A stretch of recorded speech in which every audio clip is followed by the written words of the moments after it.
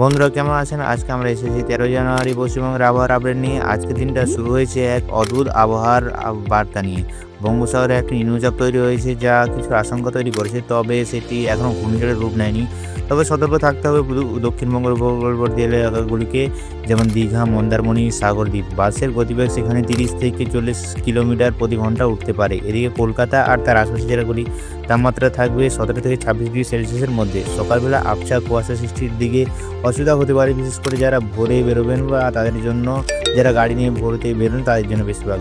উত্তরবঙ্গের দিকে যদি আমরা দেখতে পাই তাহলে বিশেষত দার্জিলিং, কালিম্পংয়ে শীতের তীব্রতা কিছুটা বেড়েছে। পাহাড়ি এলাকাগুলোতে রাতের দিকে তাপমাত্রা ৭ থেকে ৯ ডিগ্রি আশেপাশে নামতে পারে।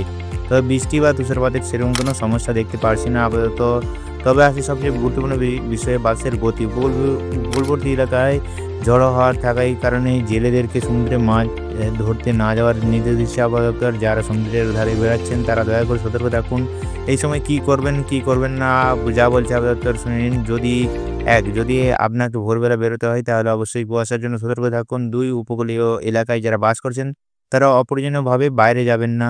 ৩, যারা গাড়ি চালাবেন কুয়াশার মধ্যে হেডলাইট ব্যবহার করুন, ঠিক আছে? আর ৪, শীতের সকালে বা রাতে গরম পোশাক পরিধান করুন। বন্ধুরা, আবার এই অদ্ভুত পরিবর্তনের মধ্যে আমরা সতর্ক এবং সচেতন থাকলে কোনো বিপদের আশঙ্কা নেই। সবার দিন ভালো কাটুক, নিরাপদে থাকুন।